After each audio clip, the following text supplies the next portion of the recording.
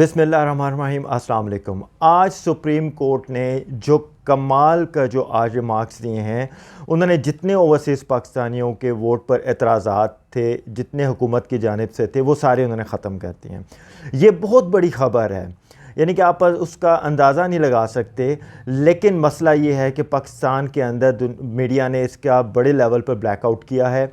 और एक चीज़ इसमें क्लियरली आपको नज़र आ रही है, वो ये है कि अब मीडिया के अंदर इसको वो हाइप नहीं मिली, क्योंकि इससे एक चीज़ क्लियर हो रही है कि 90 सीटों पर ओवरसीज़ पाकिस्तानियों का वोट बहाल होने जा रहा है। रिमार्क्स क्या दिए सुप्रीम कोर्ट ने, एक एक चीज़ मैं आपको बताता हूँ। 50 कन्फर्म सीटें हैं जो इमरान खान जीतेंगे एक्स्ट्रा, जो अभी हारी हैं उन्होंने, यानी इस पूरे इलेक्शन में जो उन्होंने जीते हैं उसको तो छोड़ दे, 50 सीटें एक्स्ट्रा जीतेंगे। लेकिन 90 के करीब ऐसी सीट्स होंगी जिस पर रिज़ल्ट ऊपर नीचे होगा।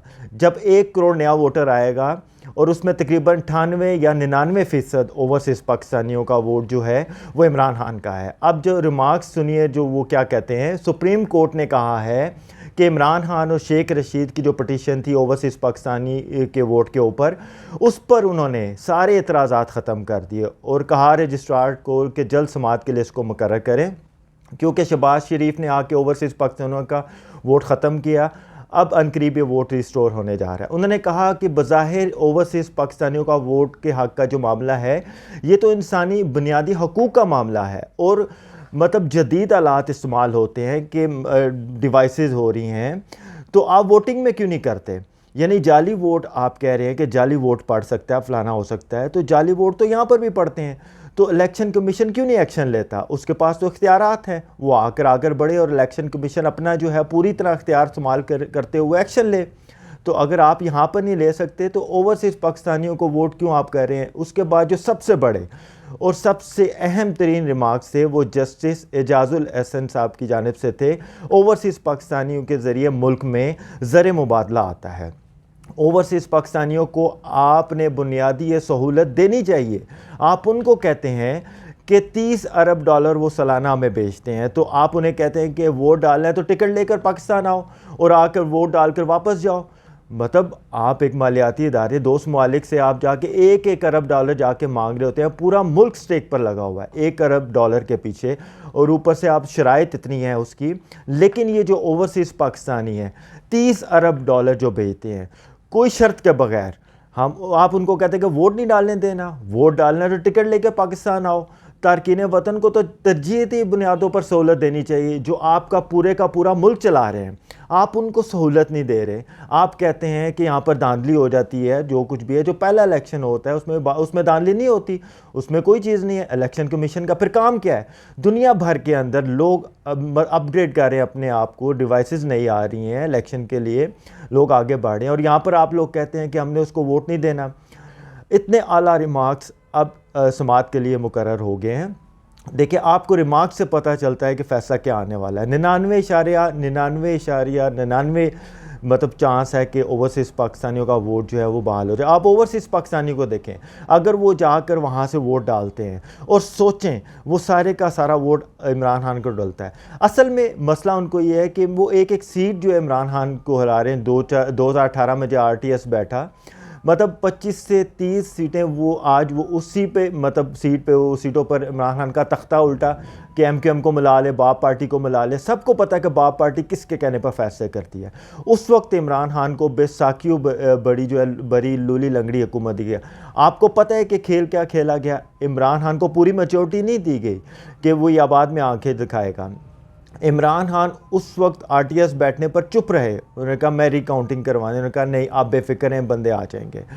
इमरान खान उस वक्त ट्रैप हो गए, उनको नहीं पता चला। इन्होंने काम ये किया कि आप ये देखें कि इमरान खान को हमेशा ब्लैकमेल करवाते रहे, कभी इत्तेहादियों के ज़रिए, कभी किसी के ज़रिए। अगर उस बंदे को सीटें मिली होती तो वो आसानी के साथ अपनी हुकूमत चलाता। ये असल वो मसला था कि RTS का नुकसान असल में तो इमरान खान को हुआ था कि इमरान खान उस वक्त ट्रैप हो गए, क्योंकि RTS बैठा।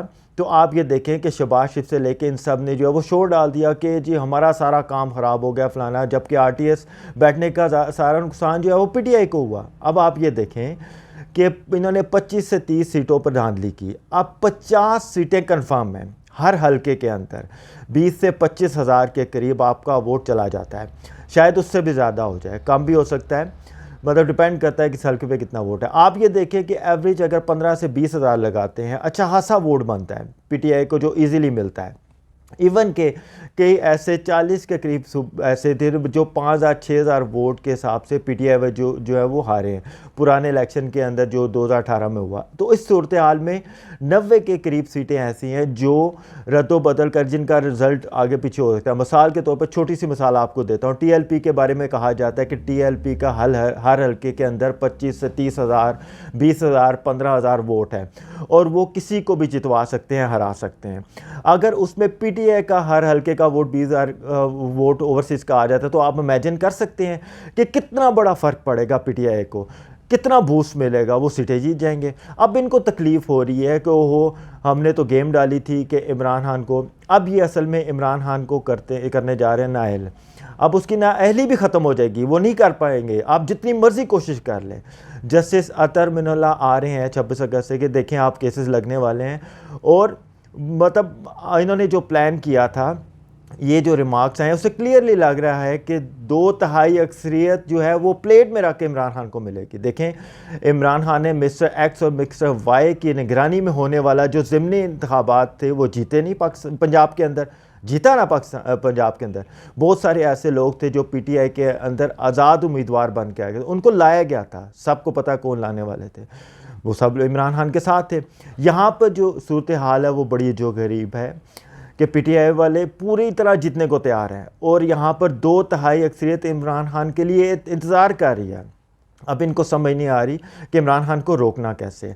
इसीलिए इस वक्त एक मुल्क बीच में कूदा है, उसके साथ 2 और ममालिक कूदे हैं और पाकिस्तान को कहा गया है कि आप इमरान खान साहब से मामला जो है वो तय करें, एक प्लेटफॉर्म पर आएँ, इमरान खान अमेरिका के बारे में बोलना छोड़ें ताकि मुल्क आगे चले। गुफ्तगू जारी होना शुरू होगी है, नज़र आएगा आपको चीज़ें स्मूथ होंगी अगर दोनों फरीक मान जाते हैं। इस वक्त इमरान खान की लड़ाई सियासतदानों से थोड़ी है, फरीक दूसरा कोई और है, लेकिन इस सूरत हाल में इमरान खान का मौक़िफ़ ये है कि साफ़ शफाफ इलेक्शन हो, आप साफ़ इलेक्शन करवा दें, इमरान खान को 2/3 अक्सरियत मतलब आराम से मिल जाएगी। तकरीबन 90% जीते वो जीत सकते हैं, 80% भी जीत सकते हैं, जिससे उनकी पॉपुलैरिटी है। अब इस सूरत हाल में पाकिस्तान के जो मामला चल रहे हैं, सैलाब आया हुआ है, मतलब जो मामला है सब कुछ खुलकर सामने आ चुका है। अगले कुछ अरसे के अंदर इमरान खान पूरी तरह जो है वो करने के लिए तैयार हैं। ओवरसीज़ पाकिस्तानियों के अंदर जो काम हुआ है, इसके बाद जो आगे पीटीआई वालों ने जो काम करना है वो ये है कि हम किसी भी तरह से इलेक्ट्रॉनिक वोटिंग मशीन का काम करें। ये 2 काम पीटीआई ने बहाल करवा लिए, तो बस आप समझ जाइएगा कि इमरान खान को मतलब सारे मिलकर ठप्पे भी लगाते रहें, धांधली भी करते रहें, ये नहीं जीत सकेंगे, क्योंकि इतने बड़े पैमाने पर आपको जो जुल्लू नहीं फेर सकते। 2022 में सोशल मीडिया जो है वो इतना एक्टिव हो चुका हुआ है, मतलब आप याद रखिएगा जो सूरत हाल जिस जानिब जा रही है बहुत इंटरेस्टिंग है, और इमरान खान इस वक्त जो है वो मतलब इस पर काम कर रहे हैं। देखें आगे अल्लाह खैर करे, जो मामलात हैं वो बेहतर हो जाएं। मेरे चैनल को लाइक और सब्सक्राइब लाजमी कीजिएगा, शेयर कीजिएगा और कमेंट सेक्शन में अपनी राय का इज़हार लाजमी कीजिएगा।